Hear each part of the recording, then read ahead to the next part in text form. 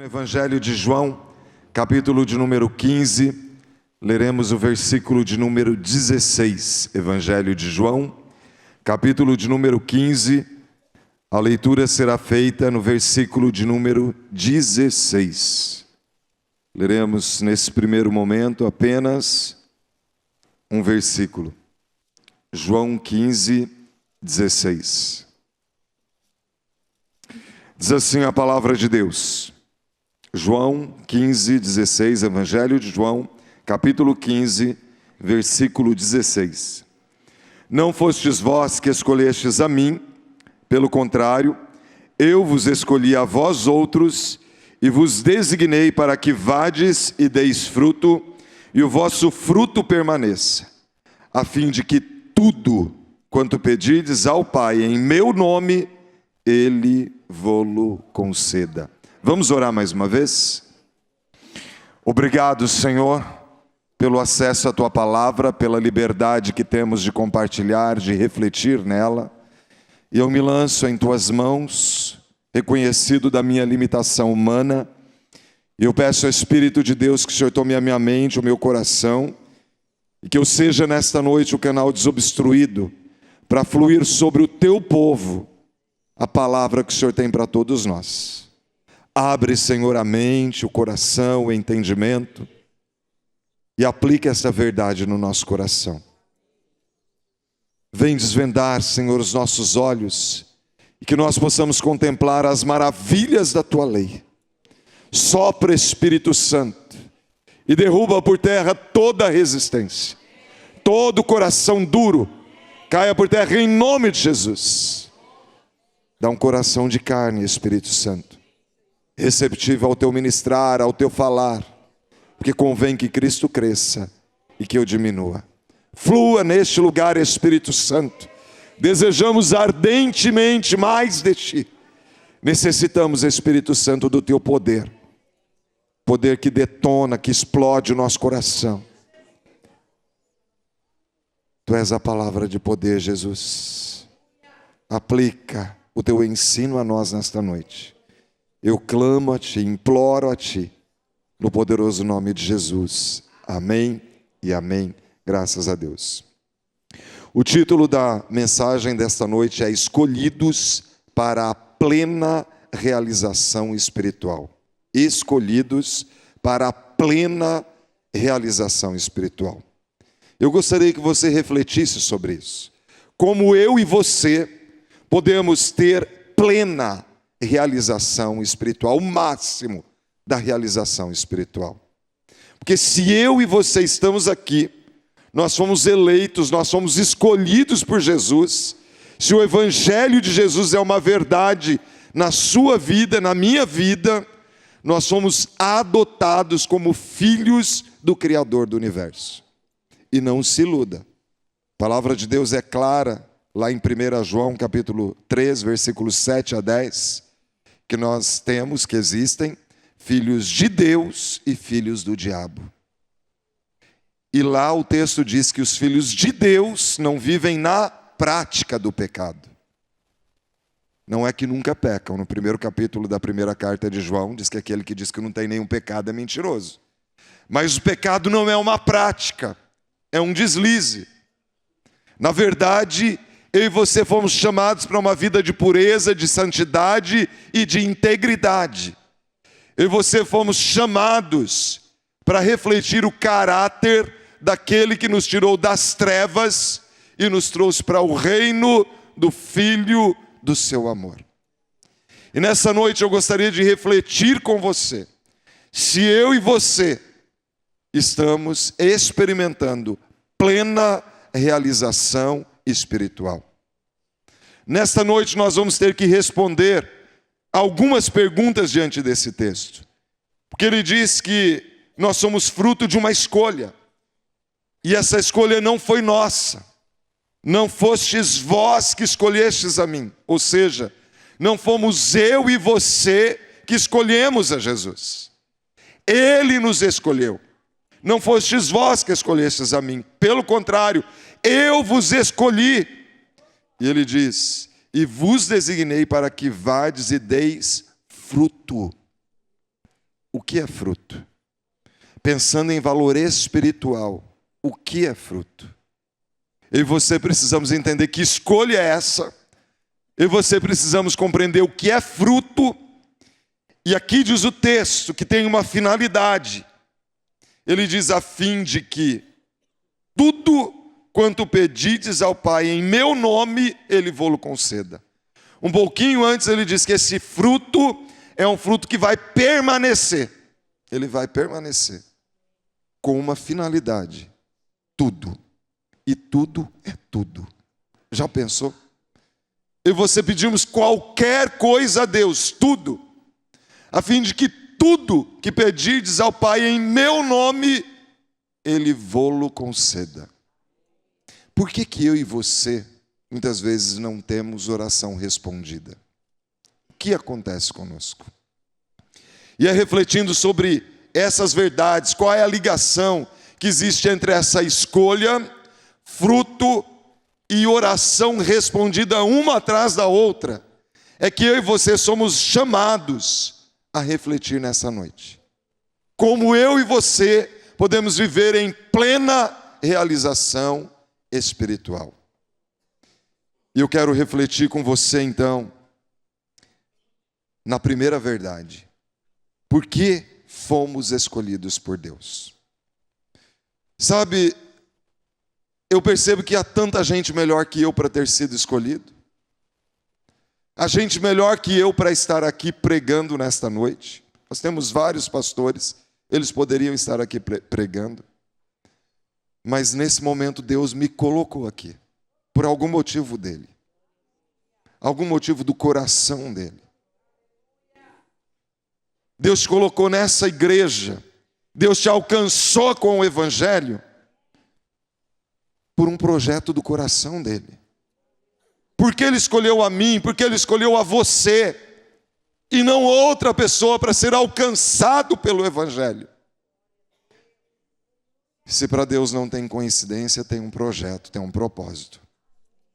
E cabe a mim e a você descobrir que propósito é esse, para que nós possamos nos encaixar naquilo que Ele planejou e nós possamos experimentar plena realização espiritual.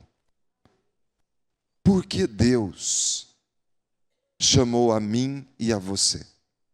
Romanos 8, 29, você tem aí na projeção.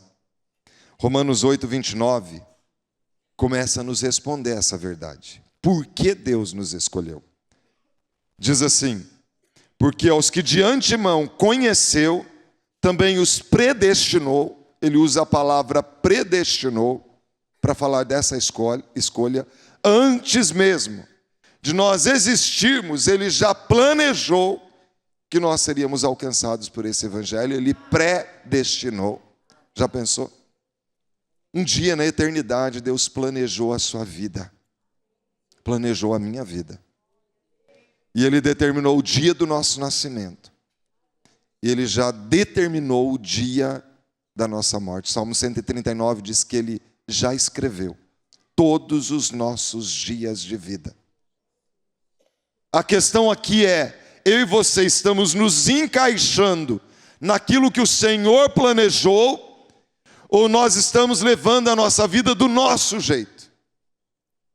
Porque muitas vezes a palavra de Deus, ela é clara em nos mostrar o projeto de Deus para a nossa vida. Mas a revelia da palavra, muitas vezes nós temos conduzido a nossa vida do nosso jeito. E quando nós desconsideramos a palavra de Deus, nós estamos dizendo: Deus, eu sou mais inteligente que o Senhor. Por isso que eu não me submeto ao teu projeto e ao teu propósito. Quantas vezes eu já ouvi pessoas dizerem assim: a Bíblia está dizendo assim, mas na verdade não é bem assim, né? A dificuldade de se encaixar, de obedecer o projeto de Deus. Mas aqui, em Romanos 8, 29, ele diz: porquanto aos que de antemão conheceu também predestinou, para quê? Para serem conformes à imagem do seu Filho, a fim de que ele seja o primogênito entre muitos irmãos. Nós somos chamados para sermos conformes à imagem de Jesus. As pessoas por aí precisam confundir a mim e a você com Jesus. Eu e você fomos chamados para ter atitudes que Cristo teria se Ele estivesse no nosso lugar. E isso nos leva a várias reflexões. Se Jesus estivesse no seu lugar, trabalhando na empresa que você está, Jesus seria a pessoa que você tem sido. Ele realizaria as atividades como eu e você temos realizado. A palavra de Deus diz que nós não devemos servir simplesmente à vista do patrão. Quando o patrão não está, como eu e você nos comportamos? E se Deus confiou a você uma empresa, uma instituição, essa instituição precisa ser gerida, não como sua, não como minha, mas como de Deus. Jesus, ele se envolveria em negócios ilícitos, Jesus seria um mentiroso, Jesus prometeria e não cumpriria. Como Jesus agiria se ele fosse casado com o seu cônjuge? Como eu e você estamos agindo? Jesus seria um marido, uma esposa infiel? Jesus honraria o voto feito de fidelidade até que a morte o separe? Como Jesus lidaria se ele fosse pai dos filhos que ele confiou ao Senhor, a você, que o Senhor confiou a você? Como ele lidaria? Lembre-se que a Bíblia diz que Deus disciplina o filho que ele ama. Disciplina também é demonstração de amor. Como Jesus agiria em relação aos pais, uma vez que também é filho? O tempo todo ele obedeceu ao pai. E você, sendo filho, como tem sido o seu relacionamento com os seus pais? Se Jesus estivesse aqui na igreja central, Jesus seria um mero esquentador de bancos? Ou ele diria: eis-me aqui, eu estou colocando os meus dons para a tua honra e para a tua glória? Jesus, o tempo todo que esteve aqui, tudo que ele fez foi servir. E ele que poderia ser o tempo todo cultuado, ele disse: eu não vim para ser servido, eu vim para servir, a ponto de dar a minha vida pelo resgate de muitos. Tem um cântico que nós temos entoado ultimamente, que fala sobre isso. Eu quero gastar, investir a minha vida no teu reino. Eu quero viver para a tua glória. Onde você trabalha, no seu cotidiano, você é um missionário, uma missionária. Nós precisamos compreender isso. Fomos chamados para sermos conformes à imagem de Jesus. E você fomos chamados para agir à semelhança de Cristo no nosso cotidiano. Mas ainda o apóstolo Paulo, escrevendo à igreja que estava em Éfeso, no capítulo 1, versículo 4, ele diz: assim como nos escolheu, assim como ele nos elegeu, assim como ele nos alcançou pelo evangelho, nele, antes da fundação do mundo, o mundo nem existia, ele planejou quando você nasceria, quando você morreria, em que tempo você estaria. Foi ele que planejou o nosso tempo aqui, neste lugar, vivendo para a glória dele. E ele está dizendo aqui, ele nos escolheu antes da fundação do mundo. Com que propósito?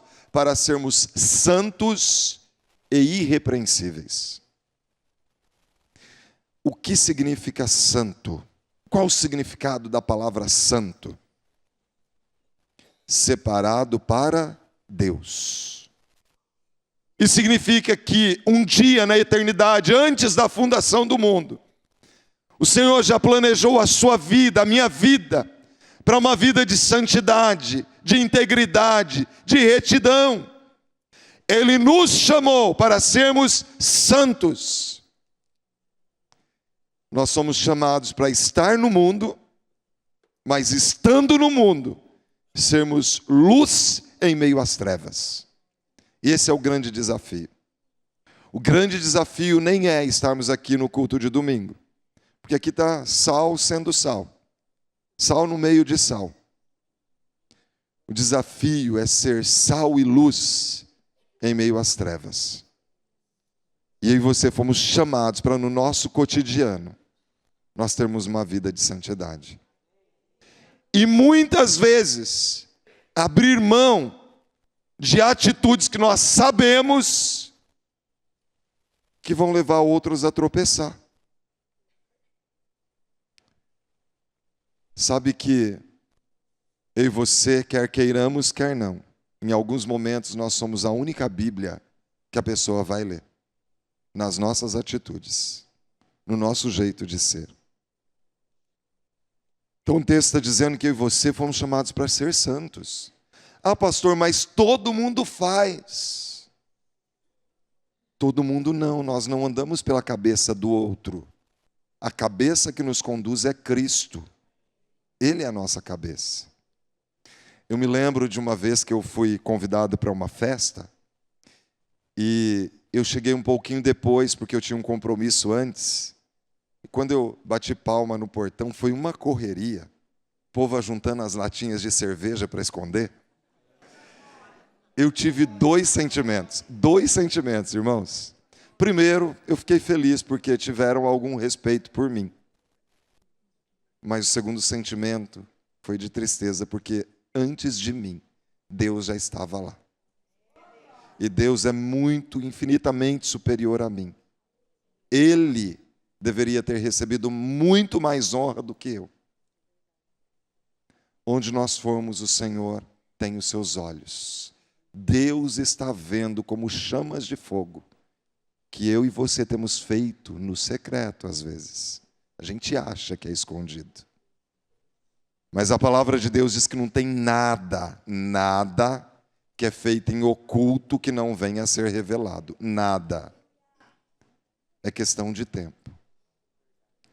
E às vezes o diabo permite, sabia? Na verdade, eu diria que Deus permite, o diabo lança setas. Deus permite. Eu ministrei ontem aqui para os homens sobre Sansão.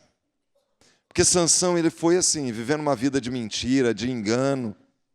E quando Dalila chamou lá aqueles filisteus que cortaram o cabelo dele, ele falou assim: eu me saio como das outras vezes.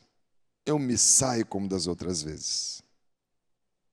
Eu tenho percebido que Deus, ele permite, mas ele dá um limite para a iniquidade.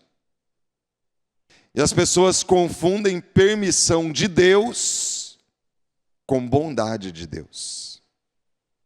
Há pessoas que vão pela prática do pecado e pensam: eu me saio como das outras vezes. Ah, eu pratiquei esse pecado, não mudou nada. Deus não fez nada, eu não fui punido.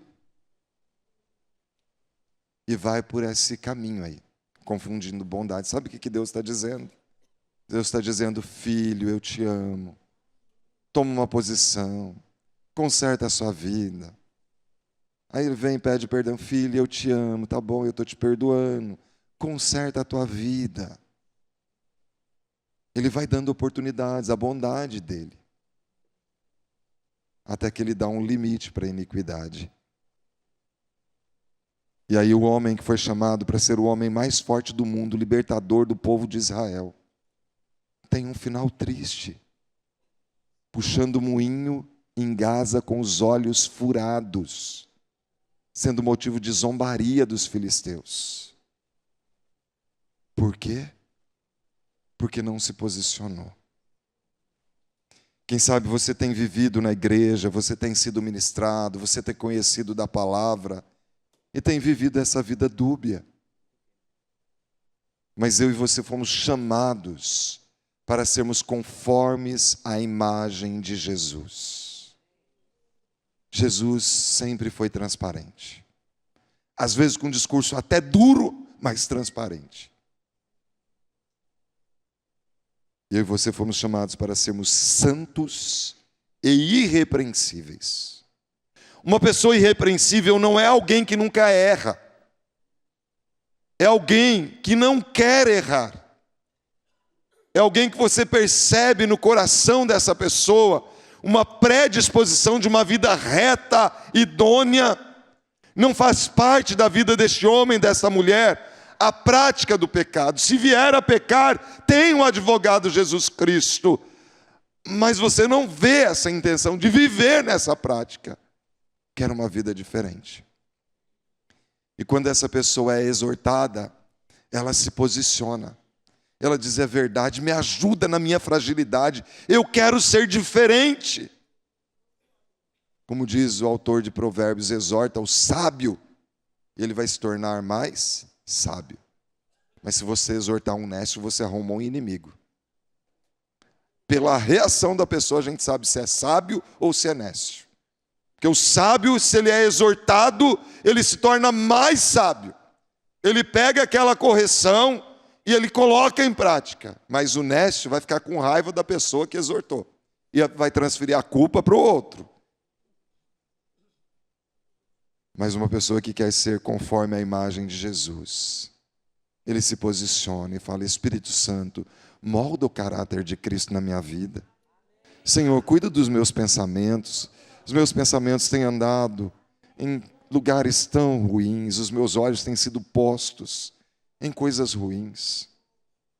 Senhor, tira os meus olhos de tudo aquilo que atrapalha a vida de santidade e me dá um coração puro, um coração que é inabalável. Não sei se você já observou, todas as vezes que o pastor Osni vai pregar, a maior parte das vezes, pelo menos, ele cita esse texto: cria em mim, ó Deus, um coração puro e renova em mim um espírito inabalável. Esse deve ser o propósito do nosso coração, irmãos, vida reta diante de Deus. Cria em mim esse coração que não se deixa levar por qualquer aventura, coração firme. Cria em mim, ó Deus, um coração puro. Restaura em mim um espírito inabalável. Eu e você fomos chamados para sermos conformes à imagem daquele que nos tirou das trevas para o reino da luz. Infelizmente, irmãos e irmãs, nós temos visto muita gente chegando para o evangelho, para as igrejas evangélicas. Mas os anos têm passado e as pessoas estão com a vida tão velha quanto era antes. Essa semana eu li uma reportagem que me chocou. Diz que no Rio de Janeiro tem surgido algumas facções que eles se chamam de evangélicos. São traficantes que dizem que são evangélicos. Fazem culto, oram quando tem confrontos e em nome de Deus vão por esse caminho. Diz que eles deram o nome de Tropa de Arão e utilizam a estrela de Davi como símbolo deles. Estão agindo na comunidade Vigário Geral e mais 3 outras comunidades do Rio de Janeiro. Gente que se diz cristã, diz que Jesus é o Salvador, estão presas ao tráfico, levando tantas famílias a serem destruídas com o uso de drogas e substâncias entorpecentes, às vezes matando, crendo que Deus é que está dando o livramento ainda. Já pensou? É o fim dos tempos. O amor está se esfriando, as pessoas estão se tornando insensíveis ao agir do Espírito Santo. Mas eu não consigo mudar o outro, irmãos e irmãs. Nós podemos mudar as nossas atitudes e clamar ao Espírito Santo de Deus que mude o nosso jeito de ser. Então eu e você fomos chamados para refletir o caráter de Cristo, e se eu e você temos Cristo como nosso maior valor, nós vamos nos posicionar. Porque se o maior valor da sua vida for ganhar dinheiro, você vai ganhar dinheiro. Você pode ir por esse caminho do ilícito, do tráfico, vai ter dinheiro, pode trabalhar talvez de manhã, de tarde, de noite, ter 2, 3 empregos. Você vai buscar capacitação, treinamento, formação acadêmica. Você vai alcançar, se o teu maior valor for ter dinheiro. Se o teu maior valor for conquistar uma pessoa, você vai conquistar essa pessoa. Você vai entender os gostos dela, vai falar o que ela quer ouvir, vai usar roupas como as que ela gosta de ver, num homem, numa mulher. Você vai conquistar, se esse for o seu maior valor. Mas se o nosso maior valor for, eu quero ser conforme a imagem de Jesus, nós também seremos. Nós vamos investir a nossa vida na leitura da palavra. Nós vamos ter vida de oração. Nós vamos crescer no conhecimento, nos envolvendo naquilo que a igreja tem proporcionado e que nos traz crescimento. Nós vamos liderar uma célula, nós vamos estar envolvidos nos ministérios, nós vamos querer ser mais de Deus, servir a Deus e demonstrar o caráter dele na nossa vida através do nosso cotidiano, porque esse é o nosso maior valor. Nós vamos abrir mão das orgias, das bebedices, nós vamos abrir mão de tudo aquilo que muitas vezes nos agrada, porque nós queremos agradar ao Pai. E o caráter de Cristo vai ser forjado em nós, se esse for o nosso maior valor. Então eu e você fomos chamados para viver conforme Cristo viveria se tivesse no nosso lugar. Muitas vezes nós não estamos experimentando a plenitude espiritual. A vida não tem deslanchado, porque nós não estamos vivendo aquilo para o qual o Senhor nos chamou. Então nós entendemos aqui que nós somos frutos de um chamado, de uma escolha. Mas agora eu e você precisamos entender o que é fruto. Porque não fostes vós que escolhestes a mim, pelo contrário. Eu escolhi a vós outros e eu designei vocês para que vocês possam ir e dar fruto, e esse fruto vai permanecer. O que é fruto? E aí nós vamos para o Evangelho de Mateus, capítulo 7, versículos 15 em diante. Nesse texto, o evangelista está falando dos falsos profetas. E ele associa um falso profeta a algumas atitudes. Ele associa a fruto. Mateus 7, 15 em diante diz assim: acautelai-vos dos falsos profetas. Lembre-se que eu e você estamos vivendo o tempo do sacerdócio real. Eu e você somos chamados a pregar a palavra. E a reflexão é para nós. Eu tenho vivido como um verdadeiro crente em Jesus ou não? Acautelai-vos dos falsos profetas, que se vos apresentam disfarçados em ovelhas, mas por dentro são lobos roubadores. A estética, a aparência, o jeito de ser, parece ovelha. Às vezes a fala é de ovelha, frequenta os lugares que ovelha frequenta, mas também está em lugares de lobo. Pelos seus frutos os conhecereis. Colhem-se porventura uvas dos espinheiros ou figos dos abrolhos? Preste atenção, a semente, ela produz na sua própria espécie. Você não consegue plantar melancia e colher laranja. É na própria espécie. Se eu e você temos o Espírito Santo, qual é o fruto que deve ser produzido em nós? O fruto do Espírito. Mas o que tem prevalecido, a obra da carne ou o fruto do Espírito? O que tem prevalecido em nós? Mas ele continua. Assim toda árvore boa produz bons frutos, porém a árvore má produz frutos maus. Não pode a árvore boa produzir frutos maus, nem a árvore má produzir frutos bons. Toda árvore que não produz bom fruto, o que vai acontecer com ela? é cortada e lançada no fogo. Deus nos livre do fogo. Fogo é símbolo de inferno. Toda árvore que não produz bom fruto vai para o inferno. É o que ele está dizendo. É uma realidade dura, mas é bíblica. Não tem um meio termo, irmãos e irmãs. Ou nós somos de Deus, ou nós não somos de Deus. Ou nós vamos para a eternidade com Cristo, ou nós estaremos separados de Cristo eternamente, no lago que arde como fogo e enxofre. A Bíblia chama de a segunda morte. E aí ele diz: assim, pois, pelos seus frutos os conhecereis. A gente vai saber quem é ovelha e quem é lobo pela atitude, como reage. Assim, pois, pelos seus frutos os conhecereis. Nem todo que me diz, Senhor, Senhor, entrará no reino dos céus. Já pensou nisso? Mas aquele que faz a vontade do meu Pai que está nos céus. Naquele dia, hão de dizer-me, Senhor, Senhor, porventura não temos nós profetizado? O que é a profecia no Novo Testamento? É a pregação da palavra. É gente que prega a palavra.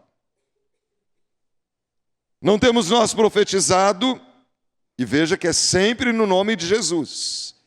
Em teu nome não expelimos demônios. Gente que é do ministério de libertação aí, ó. Em teu nome não fizemos muitos milagres. E olha que triste. Então lhes direi explicitamente: nunca vos conheci. Nunca vos conheci. Que triste. Apartai-vos de mim os que praticais a iniquidade. É gente que está no nosso meio. Gente que prega, usado no ministério de libertação, usado em milagres. Irmãos e irmãs, olha, preste atenção. Cuidado você que está achando que santidade é manifestação de dons. Cuidado. Tem gente que porque tem alguns dons se acha superior. Sabe, se coloca num pedestal. Mas você vai para o inferno porque você não faz isso que eu faço. Olha como eu sou bom. A glória é para si mesmo. Deus não divide glória com ninguém. A Bíblia chama isso de culto de si mesmo. Isso é muito triste. Porque a gente que prega, usado num ministério que é tão impactante na vida da igreja, que é a libertação, peita demônios, expulsa, mas é no nome de Jesus. A honra é por conta do nome de Jesus. Os milagres acontecem por conta de Jesus. E não é sequer salvo. Já pensou? Porque não entendeu que Jesus é o único caminho, o único mediador. Pelo fruto a gente conhece quem de fato recebeu a Jesus como Salvador. Pela sua atitude, pela minha atitude. E ele diz aqui que esse fruto é um fruto que permanece. E você precisamos entender o que é fruto. Aqui no capítulo 12, versículos 33 e 34, Jesus está falando aos fariseus. Quem eram os fariseus? Os melhores religiosos da época. Cumpriam todos os rituais da religião.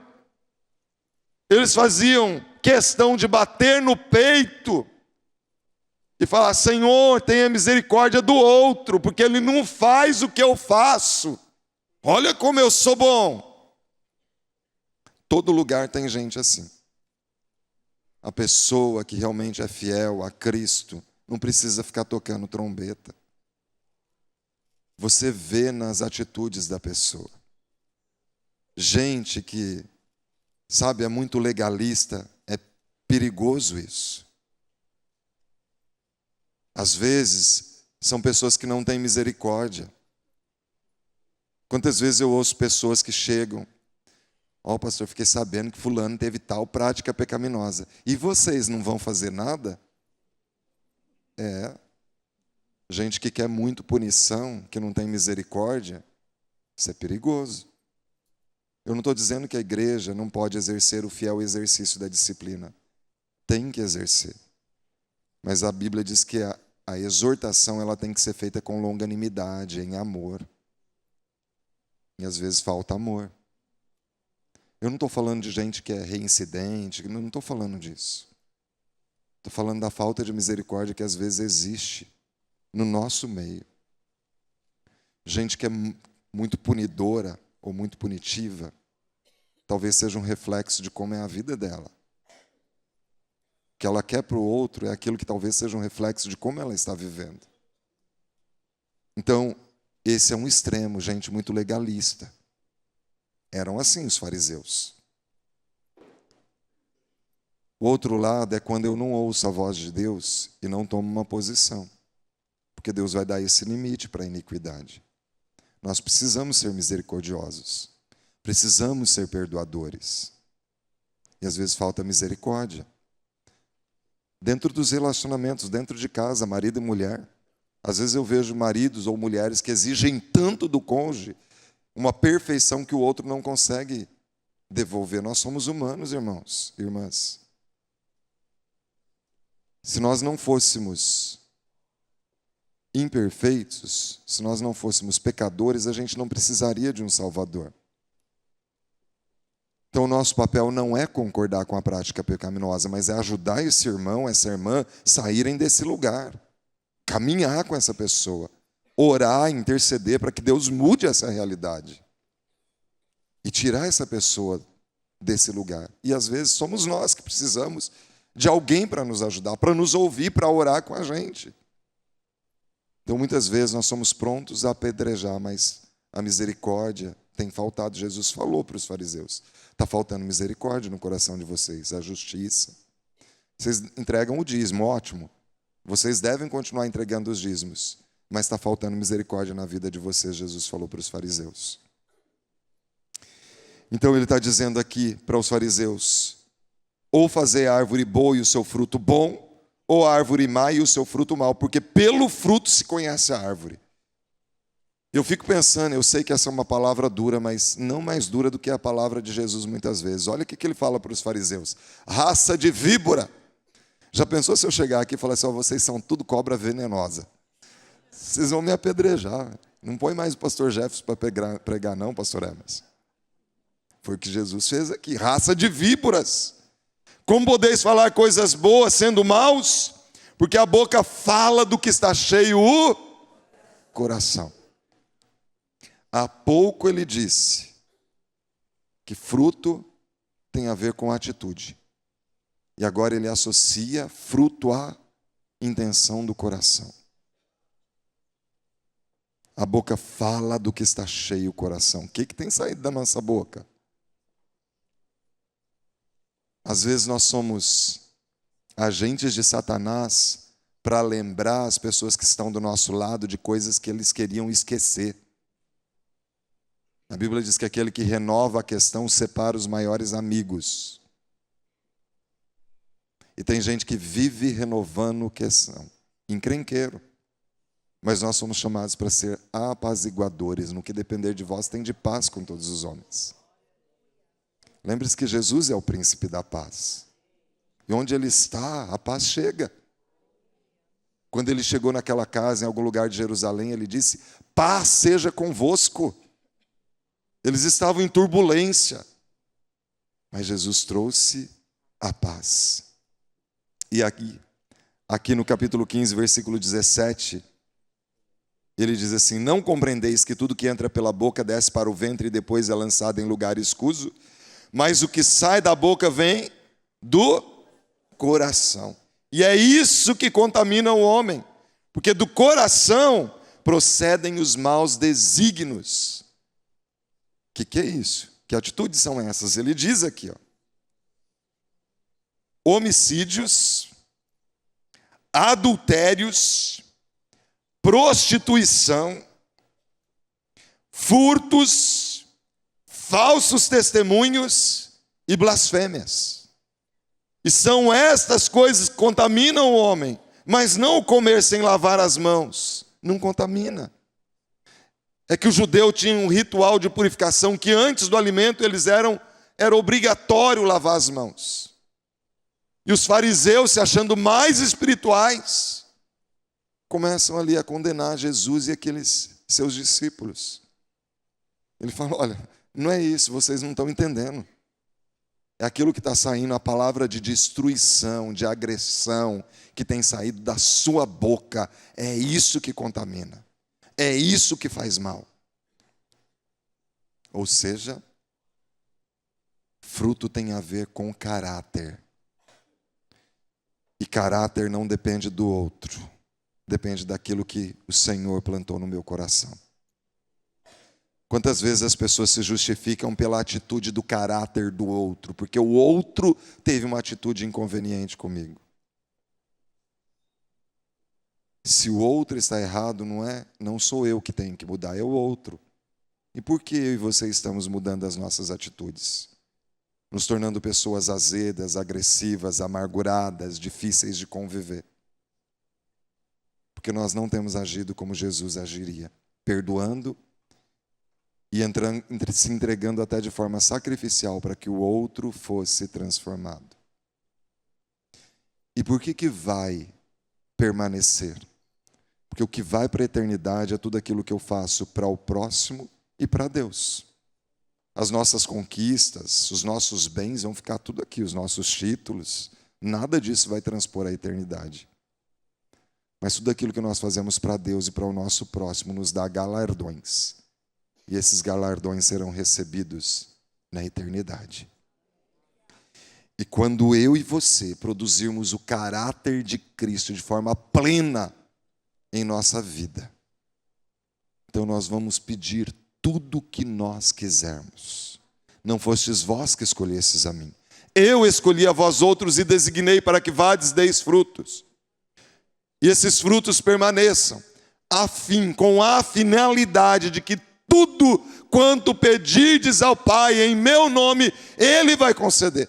Tudo que eu e você pedimos ao Pai, Ele vai conceder. Já pensou que privilégio? Oração respondida uma atrás da outra.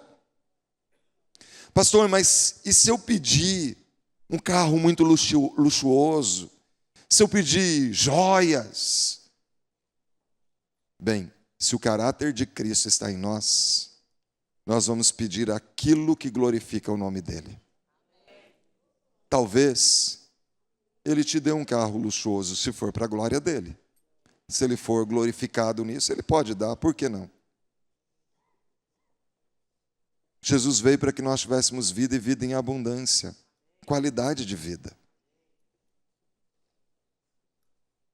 Se eu e você produzirmos o caráter de Cristo, nós vamos pedir qualquer coisa. E jamais nós vamos ter pedidos incoerentes ou em desacordo com a palavra dEle, porque o caráter dEle está em nós. E tudo o que nós pedirmos, Ele vai conceder. Já pensou? Não foram vocês que me escolheram, disse Jesus, eu escolhi vocês. E eu tenho um propósito para a vida de vocês.